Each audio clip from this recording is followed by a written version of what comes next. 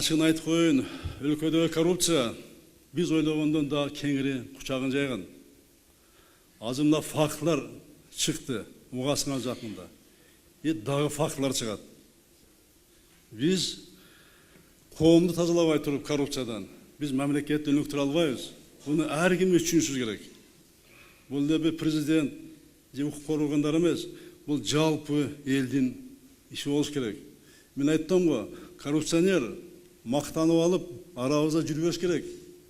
Коррупционер коркуш керек эл арасында жүргөнгө. Билинип калсам, жоопко тартылам деп коркуш керек. Элдин рызкын урдагандар кайра бере турган болуш керек. Коррупция менен күрөш токтобойт. Ал менин президенттик мөөнөтүндөгү эң артык сутуу багыт. Буну менен күрөшмөйүнчө ойлогондо биз мамлекет өнүктүрө албайбыз.